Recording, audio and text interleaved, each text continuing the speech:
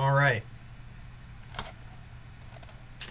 So again, welcome everybody. Let's begin with a couple of announcements here just to kick things off. Remember that you can feel free to type in a question and I'll do my best to respond, but if you have a concern that isn't addressed during our live class meeting, you can always send me an email and I'll be glad to reply back to you.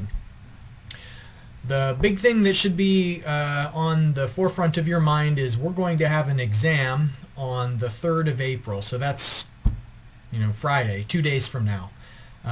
It's an exam where you can use your notes, you can use the textbook, you can use the in-class exercises that we've been through together, the homework assignments. So in a normal exam, you wouldn't have access to any of that. But this time you will. I will ask that you work individually though, and on the exam I'm going to have a spot where you need to sign and attest that you did work on it by yourself and that it's not somebody else's contribution that I'm looking at. So all the resources you could use except for another person doing the exam for you. It is going to be designed as a 50-minute exam, and what I mean by that is that if we were in a traditional classroom setting, my anticipation would be that this exam would take the slowest student in the class about 50 minutes. And so I think in our first exam there were students walking out after 17 or 20 minutes. The people who work quickly, a 50-minute exam doesn't take them 50 minutes, it takes less than half that. A student who doesn't know the material, it's not going to feel like a 50-minute exam if you're trying to teach yourself the material at the same time as you're being tested on it. So just because you felt like you had a time crunch doesn't necessarily mean the exam was too hard or too lengthy. It may mean that you didn't know the material that you should have known for that particular test. So just to give you an idea, I'm not making this exam any harder or any more lengthy than it ordinarily would be, even though I'm giving you a lot more time for the test. So you're going to receive 3 hours to take the exam because I'm going to email it to you and also post the exam on Blackboard at 11 a.m. And then you need to upload your solution to Blackboard before 2 o'clock. Now if you don't have a printer, that's fine. You don't have to have a printer for the exam. You can look at the exam on your screen and then solve the problems on a scratch piece of paper if it's a hand calculation problem, and then use CAM Scanner in the same way that you have for all of the homework assignments this semester. If it's an Excel problem, then you can upload the Excel file with your exam. And so if you have a printer, great. If you don't have a printer, that's fine too. But the bottom line is that you need to upload your solution to Blackboard by 2 p.m. That doesn't mean 2:30, 2:45. 2 o'clock is the strict limit for the exam, and I feel like 3 hours is already plenty of time for a test that I'm designing for the slowest among you to be able to finish in 50 minutes. And also please don't email me the test. It needs to be uploaded to Blackboard unless there's some sort of a catastrophic failure of Blackboard and you're not able to even reach the website. Then of course it would be alright for you to email it to me, but don't give up too quick. If there happens to be network congestion at one moment, try a few minutes later, and really it's a lot better all around if the file is uploaded to Blackboard. So any questions about the exam before we move further? Would anybody like to ask a question about the test? All right. Since there are no questions, I'll also remind you that homework number 10 is on the schedule. It is a 3-problem homework assignment, and that's going to be due on Wednesday the 8th. And so I've posted that assignment online. Let me also briefly show it to you. Okay, homework 10.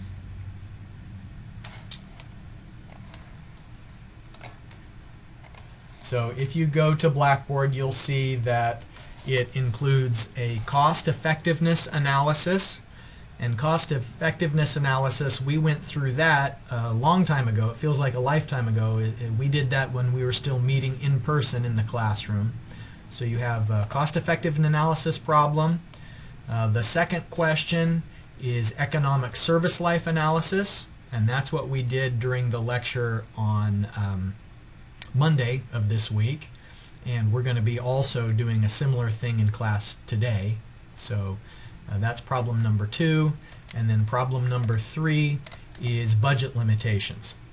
And we will do budget limitations after the exam. So that's a topic that we'll hit on Monday, and then this assignment itself is due on Wednesday.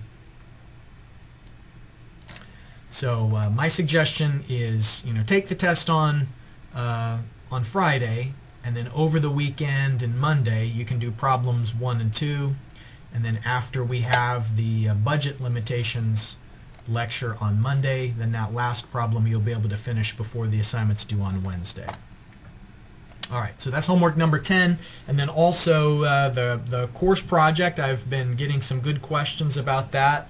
I've had discussions with a few students who are making steady progress. I hope that you are as well. That final submission is due on the 17th of April, and if you haven't already, I'd encourage you once again to spend some quality time reading through the entirety of the assignment, because it addresses from A to Z all the things I expect to see. And remember that the day that I introduced the assignment, we went through an example of a good report and showing what the spreadsheet looked like, the write-up. So if you want to see what an A project submission looks like, that video is posted on YouTube. Alright, so today we're going to do a replacement study analysis, and that's an application of economic service life. I emailed earlier today a copy of the in-class exercise PDF file, and I also provided a copy of the Excel template file. If you haven't yet checked your email today, I'd encourage you to go ahead and open that up, download those 2 files so that you have them available. The Excel template in particular will save you from having to create the formatting from scratch. It'll just save you a little bit of time. Before we get into this replacement study, any final questions or issues related to the announcements I've covered today?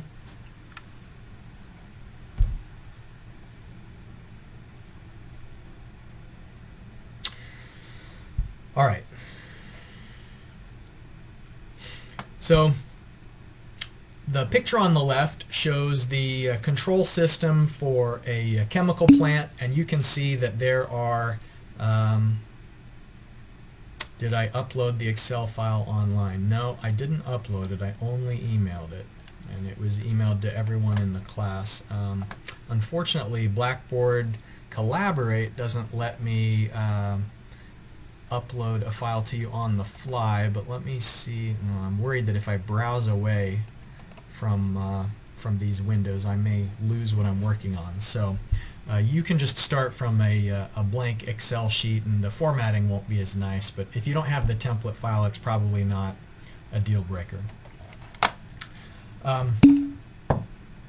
Peter says no email either. Alright, since there are a couple of people who don't have it, let me take a moment to send that out a second time. We'll just pause for a moment here. So, as I was saying, on the left is an old control panel, on the right is an electronic automated control panel. In theory, both of them could be used to produce whatever this chemical plant is designed to produce. Maybe they're making asphalt, maybe they're producing acetone. It could be a number of different things, but the idea here is, how do you know when it's time to retire the old equipment and get something new? In the last class, when we were talking on Monday, we talked about ideas of obsolescence and how over time equipment becomes maybe less reliable. But even if it's functional, it may be the case that it makes more economic sense. And you'll notice that the manual equipment, the picture on the left, there's a person whose job it is to stand there and monitor all of the gauges, and it might be the case that this person's salary is going to make it more expensive to retain the old equipment than if you spent a little extra to upgrade to the computerized equipment, and then maybe some of the functions are automated so that there's less labor costs involved. So we're going to do a replacement study today where we compare the old equipment to the new equipment and make a decision, how long should we own each of these different options? Like, what's the best choice? Our objective when we do comparisons like this is to try and minimize the expense. So if we minimize the costs, we're going to be looking at the economic service life of both alternatives and choosing the one that is the lowest. So that's kind of the decision criteria, is looking at the annual worth of the total costs and selecting the value that's lowest. In this analysis, we assume that both equipment, both the existing equipment, which is the Defender, and the new equipment that we're considering purchasing, which is the Challenger, both of those can do the job. And so either one of them is interchangeable in terms of the product that they're able to generate. What we're looking at today is only focusing on the costs, and there won't be any differences in the revenue that each alternative can generate. We're just focusing on the costs.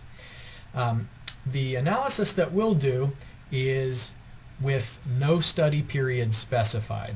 So that's the simplest type of analysis. Sometimes if the study period is specified, then you have to consider the options in a slightly different way. And I'll show you what that means after we work through the in-class exercise as a demonstration. So,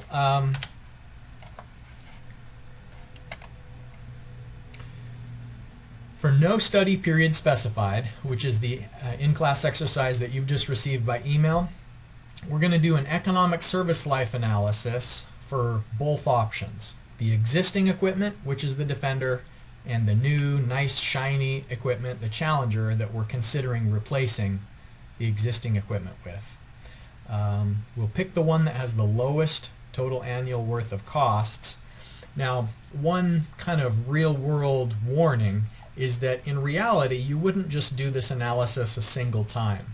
You'd repeat this analysis each year to double check that your projected costs for the existing equipment are matching up with what you expected them to be.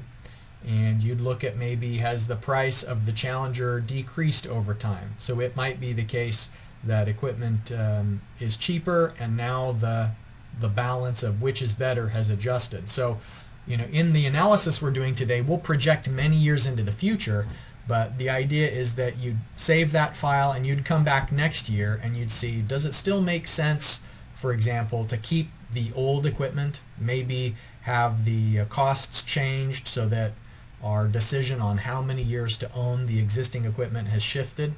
So just keep that in mind as we work through the in-class exercise, that this isn't just a one-time analysis, but you do it occasionally just to double check that your projections were coming true.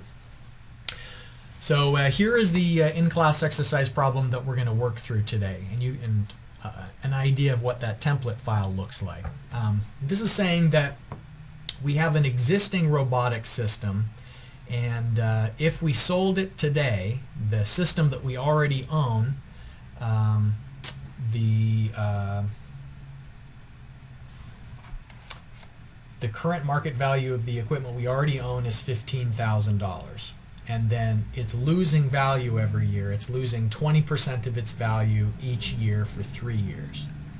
And then we also have the operating costs that we have for the existing equipment. And we're going to consider the proposed equipment, which is more expensive. It costs the $50,000, is going to last for 6 years, and the market value declines by 20% per year.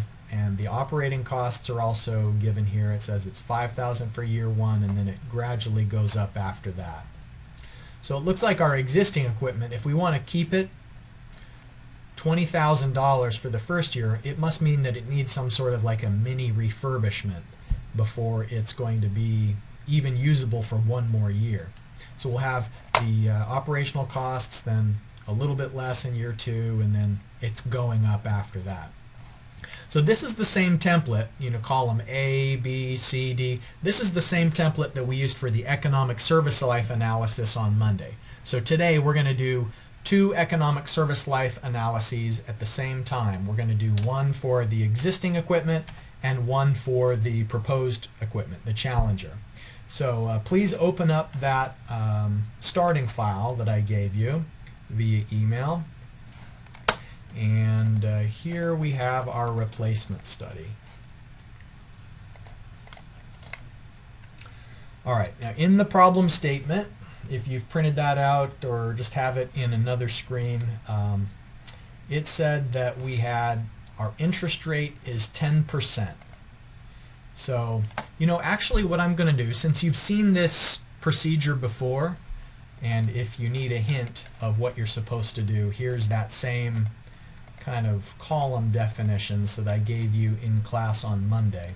Rather than do it and have you just watch, I'm going to pause for a moment, give you some time to start translating the problem statement into the solution. And so this is the same stuff we did before. This is an economic service life analysis for the defender and another economic service life for the challenger. So I'll give you a minute to try and tackle it on your own, and then I'll start working it as well, and you can see if our two solutions match up. Feel free to ask a question in the chat box in the meantime if you do have an uncertainty about how to do something.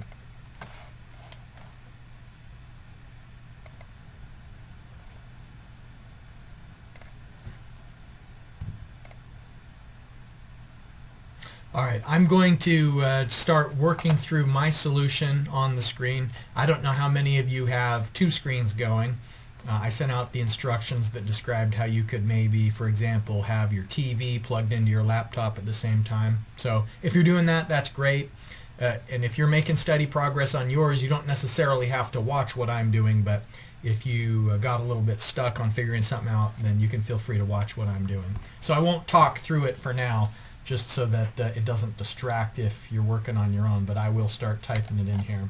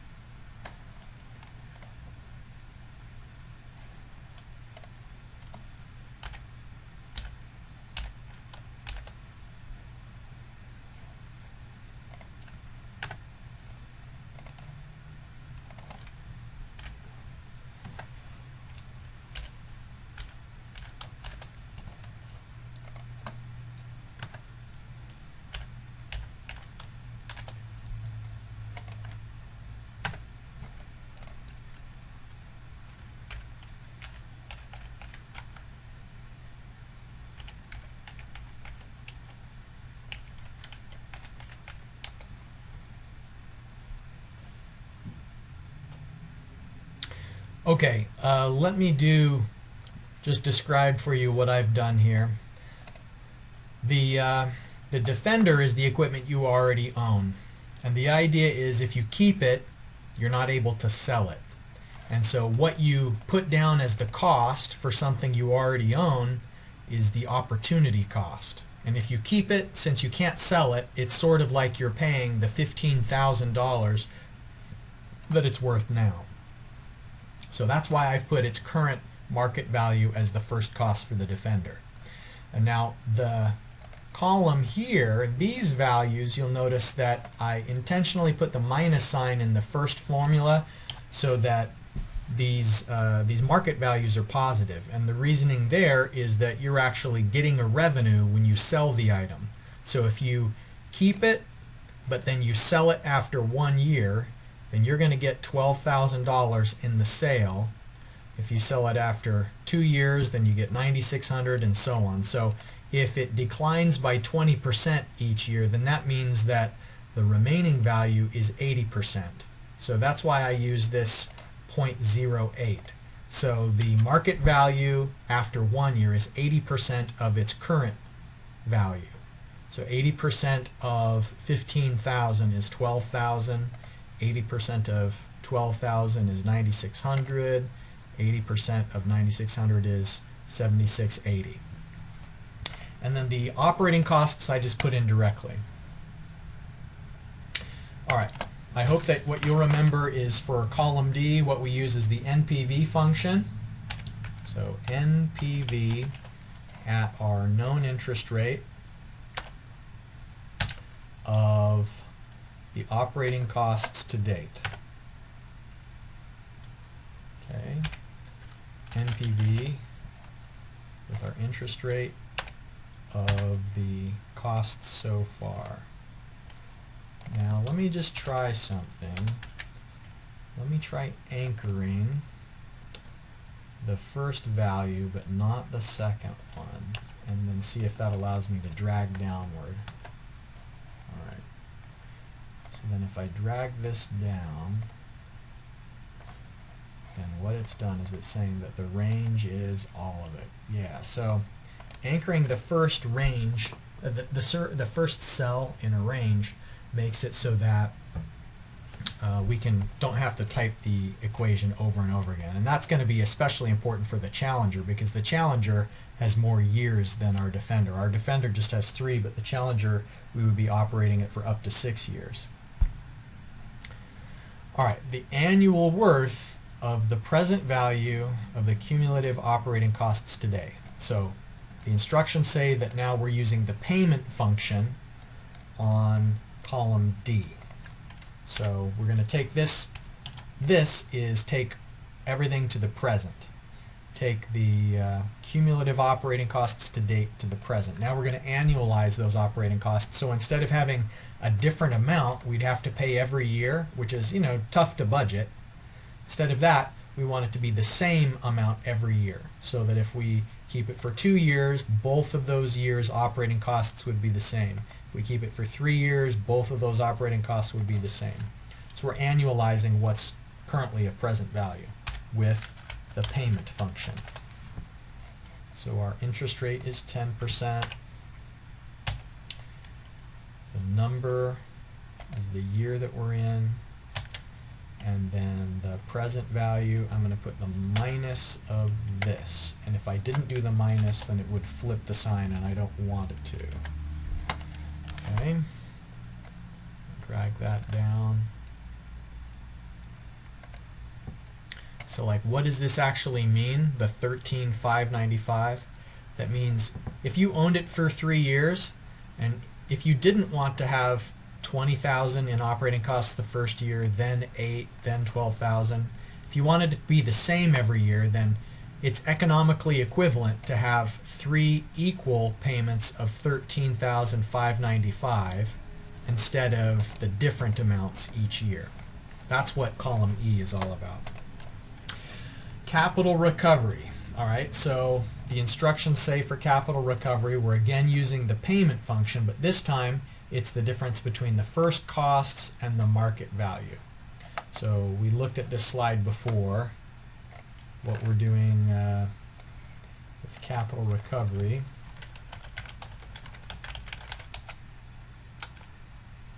It's this one. We know for a particular year what our initial first cost is and the market value when we finally do sell it. And so instead of having a big lump sum at the present and a big lump sum in the future, we want to find out what's the annual equivalent, and that is capital recovery. So we're using the payment function equals minus PMT, the interest rate, 10%. The present value is our first cost, and I'll anchor that reference. The future value is the market value if we sell it after that number of years. Looks like I have an issue in my formula. So rate, number of periods. Oh, okay, present value. I also need to put in the future value. Hold on a second. NPER. Oh, yeah. When in doubt, just throw it out completely. I messed that one up. So minus PMT, the rate, NPER is the number of years, so 1 year. I think that was my mistake. I jumped ahead earlier. So the number of periods, if we're on this row, is 1 year. My present value is the first cost, and I'll anchor the reference to the first cost, and then the future value is the market value. Okay, so the capital recovery, this is the cost of ownership on an annual basis, and the longer you own the equipment, the capital recovery should go down because you're spreading out the cost of ownership over a greater number of years. And the last thing, total costs, are the operating costs annualized and the capital recovery costs annualized. So of the 3 years, it looks like the best option for the Defender is to own and keep the equipment for 3 years. But we haven't yet analyzed the Challenger. And so let's turn our attention now to the Challenger. In the description that we're given, if I go back to the in-class exercise description, I hope I can find it. All right. It says the equipment costs $50,000, market value declines by 20%, and the operating costs are $5,000 in year 1, and then it goes up by $2,000. Okay, so 1 year, 2 year, 3, 4, and so on. Okay, the first cost is minus $50,000. The market value declines by 20% every year, so it's equals minus 0.8 times the first cost. So that means that if you sell it after 1 year, you're only going to get back $40,000 because it lost 20% of its value, and 20% of $50,000 is 10 grand. And I put the minus sign in there just because, remember, first cost is an outlay of cash. We have to pay to get that equipment, but then when we sell the equipment, when we sell it to on the open market, we're getting a revenue, so that should be positive. Okay, so the rest of them, it's just 0.8 times the market value. And we can drag that formula down. Okay, the operating costs, it says in the problem description, it starts at $5,000 in year 1, and then it goes up by $2,000 each year. Oops, it's a cost, so that needs to be minus. Okay, so year 2 is the previous year's cost, and then another $2,000. I put the minus there because we want the costs to be increasing, so getting more negative over time. Okay, so we have the operating costs, and now let's do that NPV function in column D. Our interest rate, if we go up here and fix it at the 10%, value 1 is just the operating costs, that one. Okay, but once I do it here and highlight these two, the trick that I used before was I anchored the first cell but not the second one, so that when I drag it down, it's going to keep looking in C20, but then for each successive row it's going to be changing the second part of that range description. So I drag it down through the rest of them, and we see the present value of the cumulative operating costs to date. In column E, we're going to turn it into an annual basis because this is all in the present value. These amounts are in year 0, depending on how many years of operation that there were. Okay, so we're using the payment function just on the operating costs. And so 10% is our interest rate. The number of periods is the year for that particular row. And then the present value amount we're putting in is the negative of the operating costs to date. And of course, for the first row, the operating costs and the annual worth of the operating costs are the same, but it won't be the same when we drag that down through the rest of the years. Okay, and now applying it to the capital recovery costs. This is the tricky one where we're doing the payment function, but we're putting in both the first cost and the salvage value. So it's going to be minus PMT, interest rate 10%. NPER is the year for that particular row. The present value will always be the first cost of the equipment. And then the future value is whatever we sell it for, depending on how many years we've owned it. Okay. So if we own it for 1 year, we bought it for $50,000, we sell it for $40,000, the capital recovery costs that we would have to incur for that year of operation would be $15,000.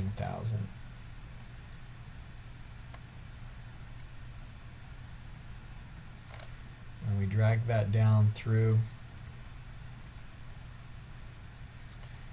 and then the total is the sum of the two.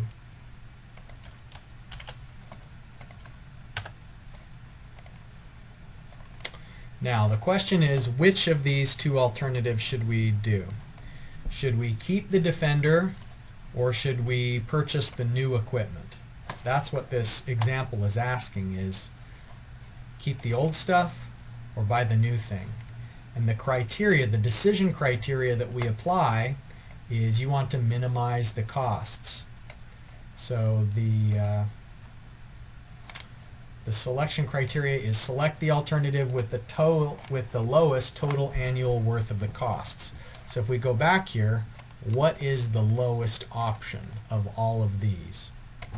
Well, it happens to be keeping the Defender. So this is the lowest total annual worth of costs. Thus, keep the Defender for 3 years. That's what this comparison has taught us, is that we should keep the Defender for 3 years. So this was a replacement study. A replacement study is just doing economic service life analysis 2 times. It's do the ESL on the Defender, then do an ESL on the Challenger, and then find out which is the lowest. Any questions about this example?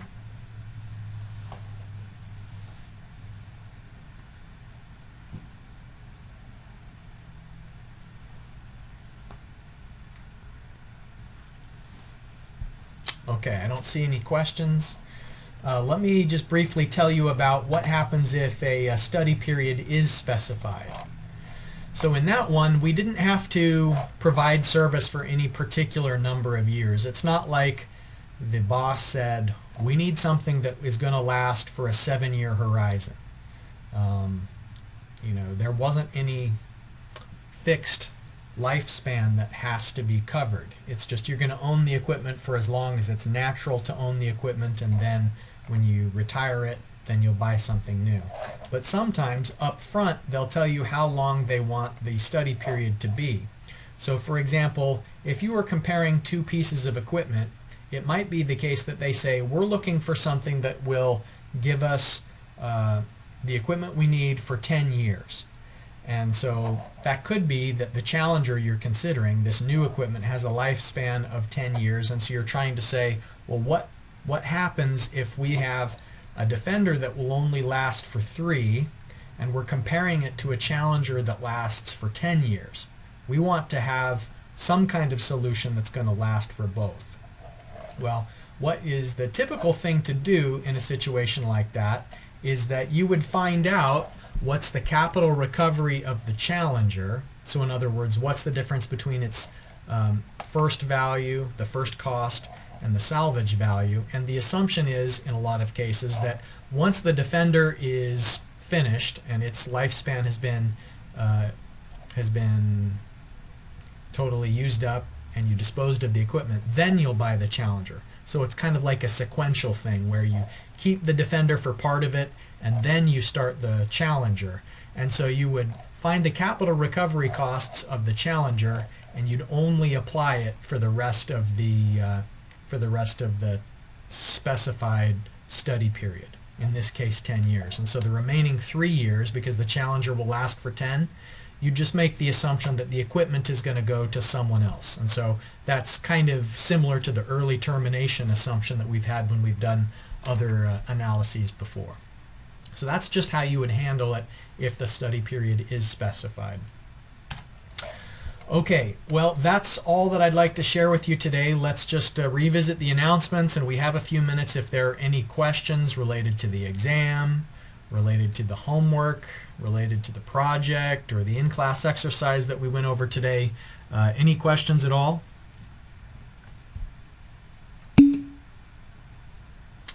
Someone would like to see the spreadsheet.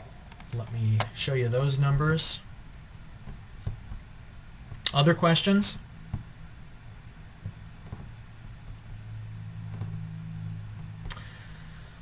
Okay, so remember what you're going to do is wait to get an email and see the exam on Friday at 11, and you'll submit it by 2.